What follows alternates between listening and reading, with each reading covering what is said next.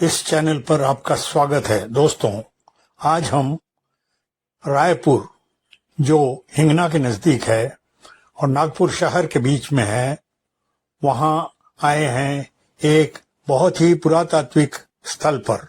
आइए हम आगे बढ़ते हैं। देखिए, यह है रायपुर। ऐतिहासिक स्थल नागपुर शहर के बीच में है, लेकिन इस पर किसी की नजर नहीं। जो हमारे देश के पुरातत्व का संरक्षण करने वाले विभाग हैं, उनकी ओर मेरा इंगित है कि वे इस पर ध्यान दें। दोस्तों, ये एक पुरातात्विक महापाषाण कालीन स्थल है। नाम है रायपुर,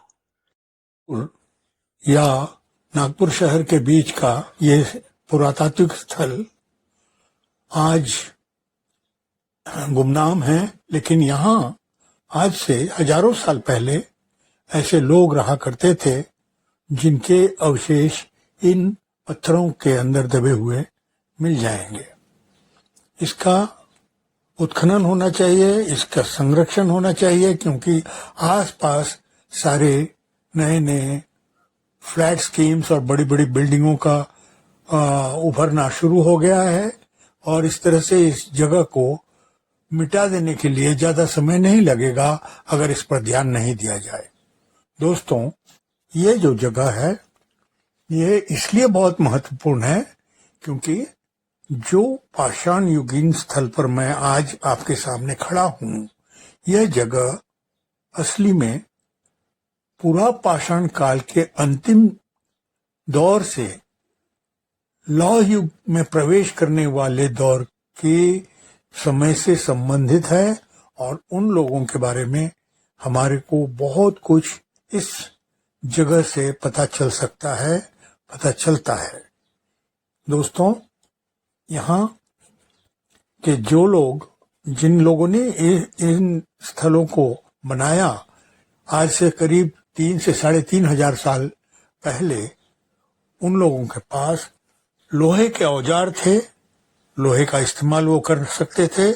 इसीलिए बड़ी बड़ी चट्टानों को काटना, उनको सजाना और उनके हाथ में मतलब अपने जो पूर्वज हैं जिनका मृत्यु हो चुका हो, उनकी याद में इन पत्थरों को आकार देना और इनसे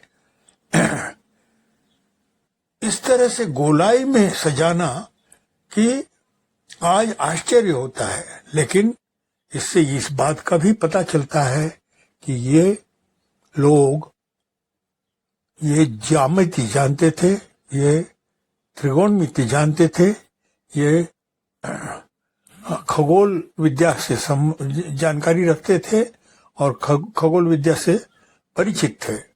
और इतना ही नहीं, इनका ये परफेक्ट सर्कल बनाना, मतलब पूरी गोलाई में पत्थरों को सजाना, ये बताता है कि इनके पास गणित की पूरी समझ थी। ये इतना ही नहीं, लौह युग में प्रवेश कर चुकने का मतलब यह होता है कि वे खेती बाड़ी करने वाली समाज के लोग थे। उन्होंने कोई लिखित दस्तावेज भले ही न छोड़ा हो, लेकिन जो कुछ उन्होंने हमारे लिए धरोहर के रूप में छोड़ा है, वो एक बहुत महत्वपूर्ण दस्तावेज ही है। इसमें अगर खुदाई की जाए तो जिन शवों को दफनाया गया होगा, उनके साथ मिट्टी के बर्तनों में ऐसे लोहे के औजार भी मिलेंगे जिसका इस्तेमाल पत्थरों को काटने में और हल बनाने तक में, हर तरह की जीवन यापन के लिए जरूरी औजारों के निर्माण के लिए किया जाता था। दोस्तों, देखिए, शहर के बीच में होने के बावजूद हमारी सरकारें, चाहे वो राज्य सरकार हो या केंद्र सरकार हो, और उनकी संस्थाएं जैसे कि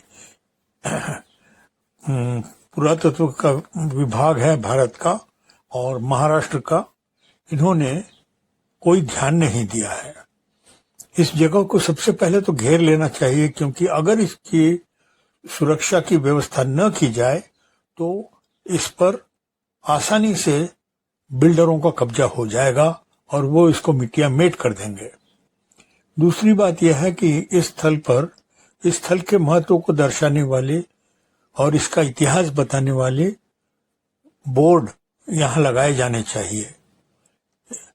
कई देशों में हम जानते हैं कि ऐसे छोटे मोटे पुरातात्विक स्थलों को भी बड़े पैमाने पर प्रचारित किया जाता है और उसको एक पर्यटन स्थल का रूप दिया जाता है, जबकि हमारे शहर के बीच में होने के बावजूद भी हिंगना से करीब 5-6 किलोमीटर पहले रायपुर नामक ग्राम से संबंधित खेतीहर जमीनों को जो आज बेच करके उन पर बिल्डिंगें बनाई जा रही हैं, उन जमीनों के बीच में ये स्थल मौजूद है।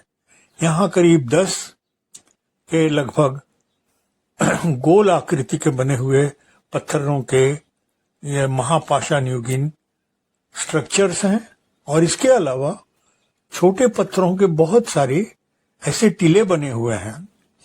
कुल मिलाकर के ये टीले और जो गोल आकार के स्ट्रक्चर्स हैं, जो निर्माण है, इन सबको मिलाकर के इस स्थल का महत्व बहुत अधिक बढ़ जाता है। 10 के करीब तो यह है ही, अगर इनकी ठीक से पहचान की जाए तो शायद इससे अधिक भी निकल आए। जो भी हो, इनकी सुरक्षा, इनकी बनावट और इनके बारे में जानकारी प्रदर्शित करना ये हमारे सरकार का काम है। अगर ये काम नहीं होता है तो हमें मजबूर होकर के जनता को ही आगे आकर के इसे पूरा करना होगा। दोस्तों, हम जानते हैं कि